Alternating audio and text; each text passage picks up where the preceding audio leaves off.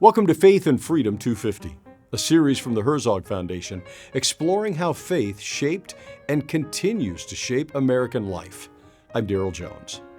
Today we examine how some of the nation's oldest and most prestigious universities, like Harvard, Yale, and Princeton, were founded as Christian colleges, but gradually drifted far from their original mission. A handful of colleges in British North America predate the founding of the United States. These early institutions of higher learning were possible because of the religious freedom found in several colonies, and because the Atlantic Ocean kept them distant from the mandates of the British Crown. Harvard, Yale, Princeton, and others all traced their beginnings to Protestant denominations. Their purpose was clear: to train new ministers and promote Christian virtue in the colonies. And yet the same schools that were built by deeply religious settlers are now among the most secular institutions in America. What happened? How did colleges that once existed to form Christian leaders come to abandon their original mission? Harvard was chartered in 1636, Yale in 1701, Princeton, originally known as New Jersey College, was chartered in 1746. Each was grounded in a specific religious tradition. Harvard and Yale were Congregationalist, while Princeton was Presbyterian. Among the many factors that affected them in the 18th century was the Enlightenment. This same intellectual movement, which fanned the flames of revolution in America, strongly influenced these colleges. The Enlightenment and its followers looked to reason and science in the rational known world to make sense out of everything. It was the movement that transformed superstition and home remedy into medicine, alchemy and magic into chemistry and astronomy, as well as feudalism into representative government. The Enlightenment sometimes elevated reason at the cost of the Christian religion. The Bible was no longer seen as the ultimate source of knowledge. Reason was.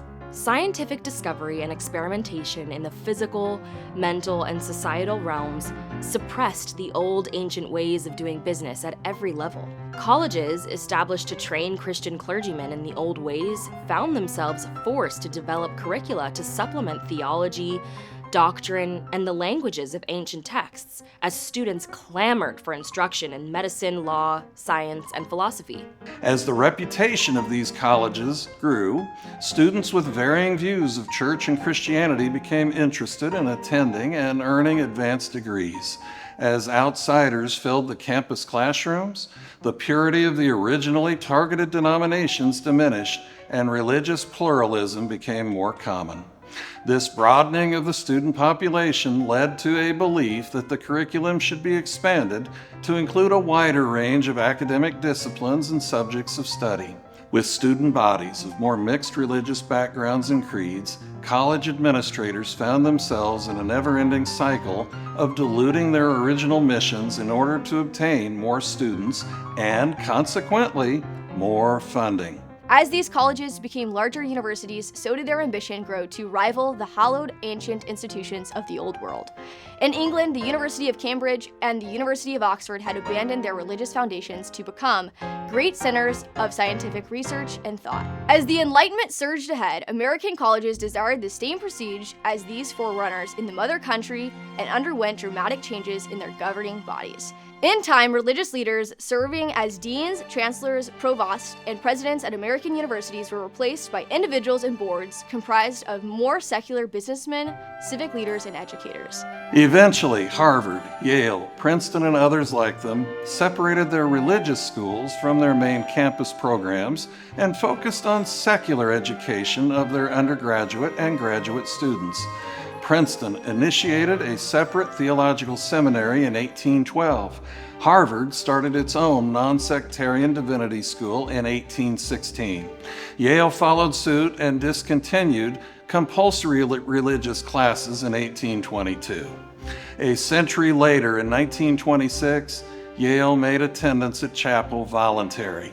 Between 1935 and 1964, Princeton gradually eliminated mandatory chapel attendance, beginning with seniors and ending with freshmen. These universities changed as the American nation itself changed and became more secular in its culture. Not surprisingly, student membership in specific Christian denominations decreased over time. These universities also began to reframe their mission statements. No longer were they training pastors and promoting Christian beliefs to combat the evils in the world. Instead, prestigious universities focused more on civil duties and public service in their quest to solve the ills of society. In the 20th century, following the two Great World Wars, these institutions of higher learning expanded exponentially in their influence in the modern United States and produced massive amounts of students educated with little religious or moral teaching. Instead, their graduates were armed and equipped to meet the desires of Wall Street and Washington with seemingly unlimited resources to fund research in every direction of even the most obtuse topics.